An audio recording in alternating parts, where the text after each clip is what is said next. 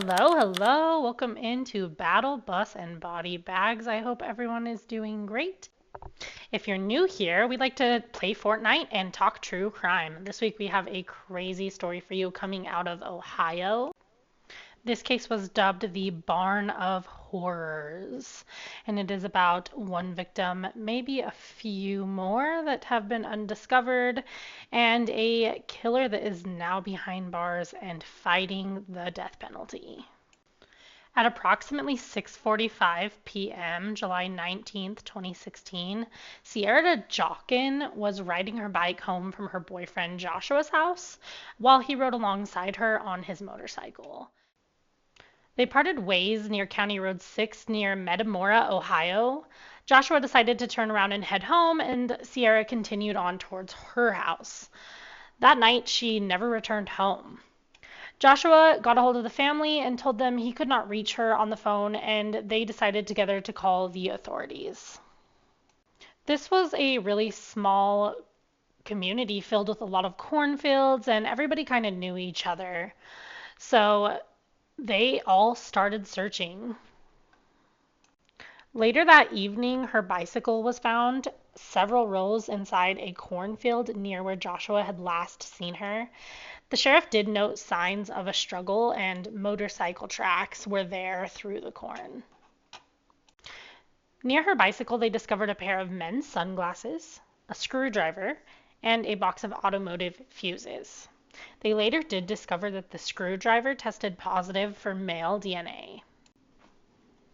A passing driver also discovered a motorcycle helmet with a bloody handprint on the surface near where the bike was found. Although all of this was pretty damning for Joshua, he was actually cleared pretty quickly due to the fact that his helmet was easily accounted for, and the helmet that was found on the side of the road was not his. With really nowhere to go from here, the local authorities reached out and got help from the FBI and began tracking Sierra's location with her Fitbit and smartphone locations. Her phone pinged several miles from where her bicycle was found, and they went and checked it out, but sadly, this didn't lead to any new information. With no new leads based on the location, the family and local authorities didn't really know what to do next, so they started offering several different rewards. These rewards ranged from $25,000 to $100,000 for really any information leading to the safe recovery of Sierra. Officers began canvassing the neighborhood and talking to locals that were in the area. They ended up talking to somebody who lived nearby named James Worley. James told the officers that his motorcycle had previously broken down in the area where Sierra's bike was found, and he had lost some objects of similar description to the items that the officers found on the crime scene.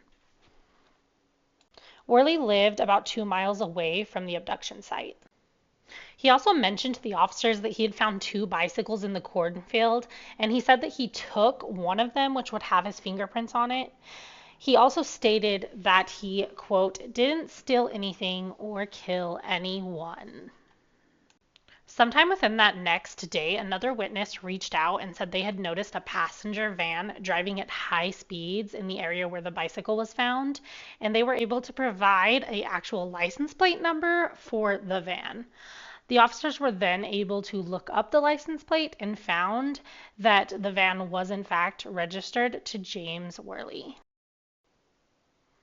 Now, the local officers knew that James had an interesting criminal background, specifically one case back in July of 1990 when James was convicted of attempted kidnapping when he ambushed another local woman named Robin Gardner.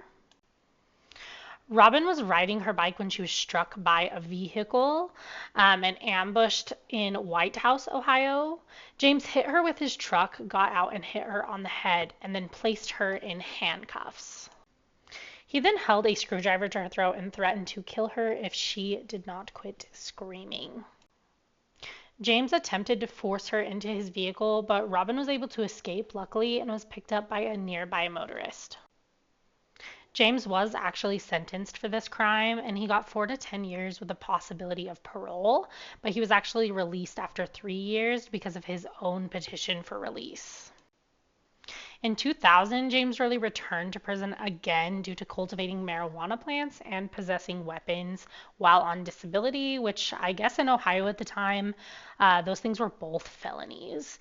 He was released 2 years later, though, in 2002, after again petitioning for early release on his own. Based on all of his past criminal record and all of the things that were going on with Sierra's case, the officers were able to get a search warrant for his property. The property consisted of a home and a few outbuildings as well as 2 large barns. In Worley's truck, they found zip tie restraints and a ski mask. There was also blood found on Worley's motorcycle. But when officers set foot in the barn, that is when the horrors of this case really started to show.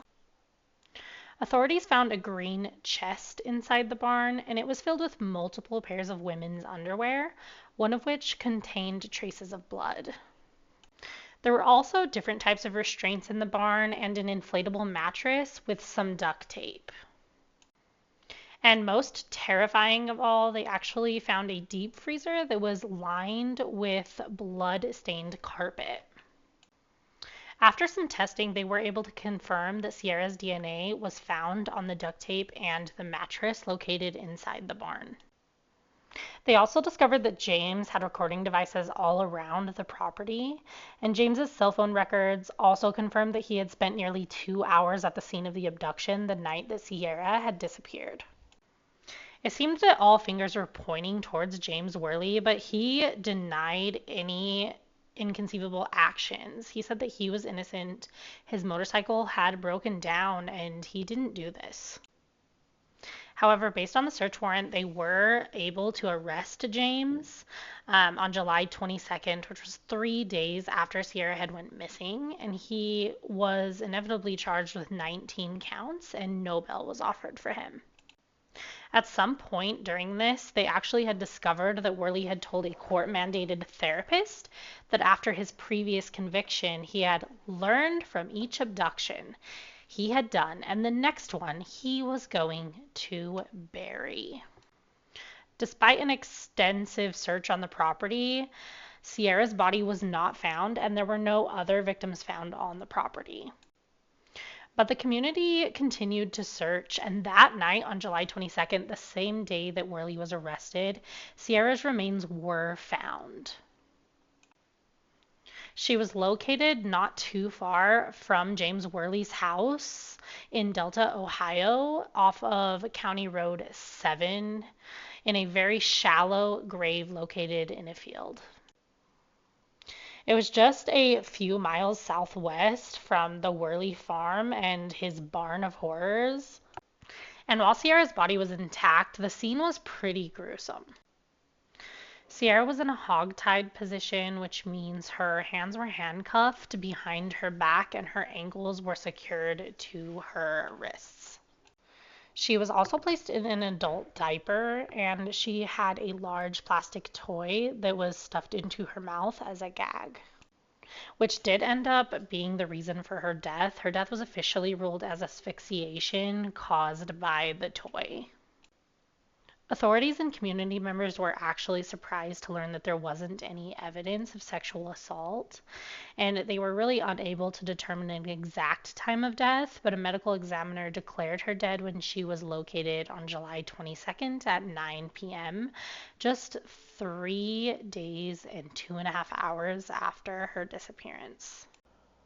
There was no clear motive for James to kill Sierra, but a criminal psychologist named Dr. John Fabian did suggest that it was motivated by sexual sadism connected with a fetish disorder.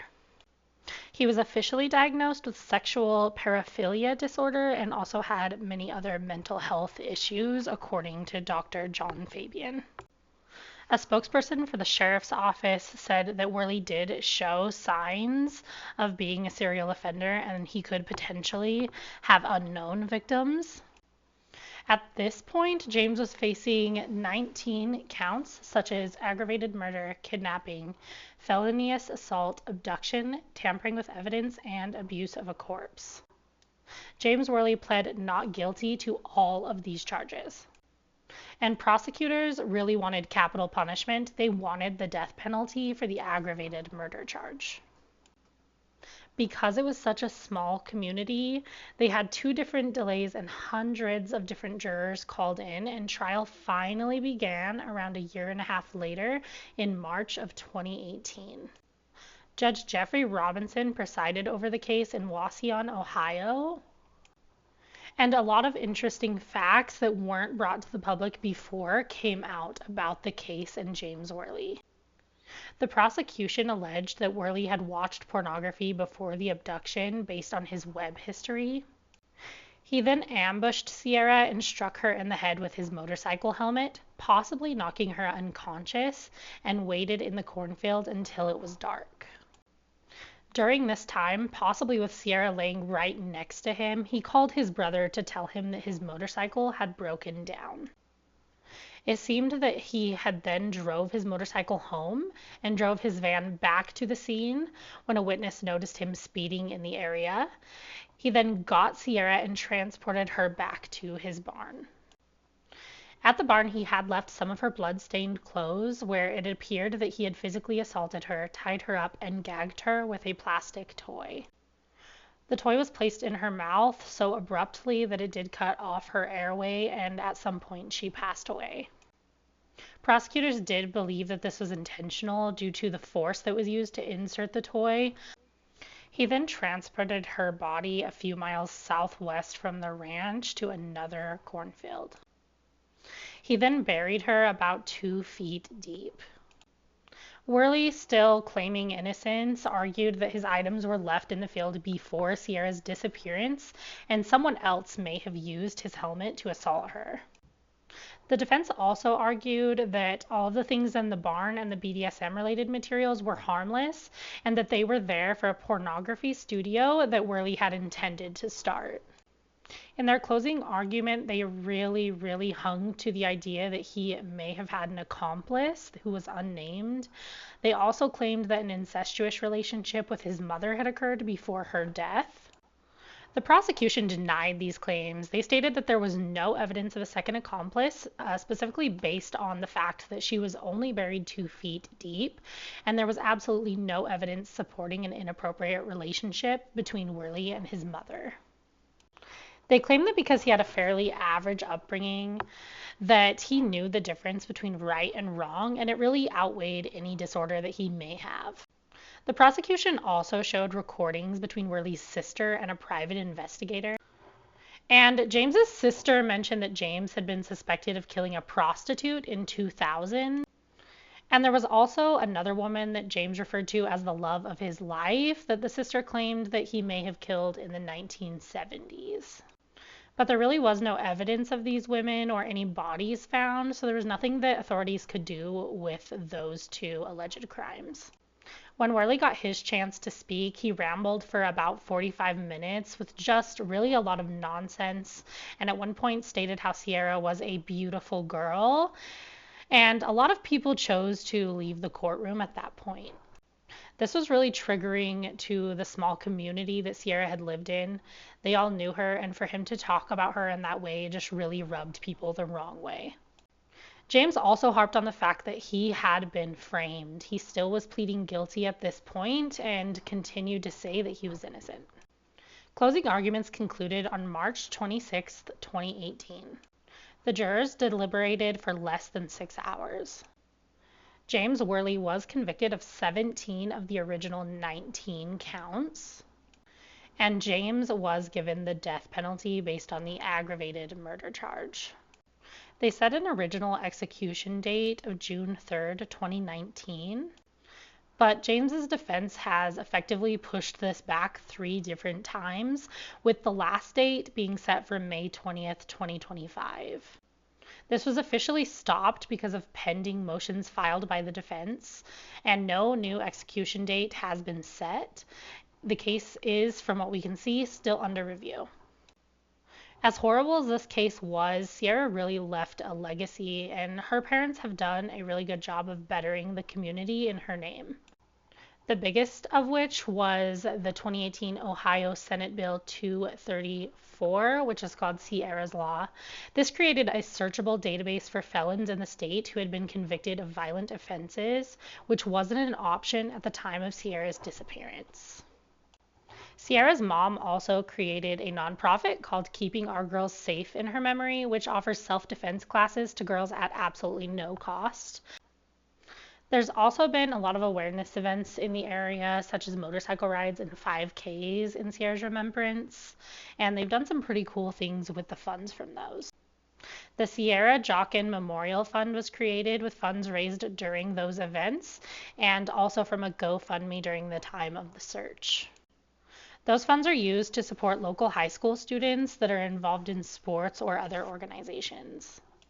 And Evergreen High School actually placed a memorial in Sierra's name at the entry of the school. The Worley property was eventually awarded to the Jocklin estate, and her family had the main barn demolished. There was also a settlement in court for a total of $3.6 million, but the family chose not to pursue that unless James were to receive a large amount of money from like the lottery or book or movie royalties.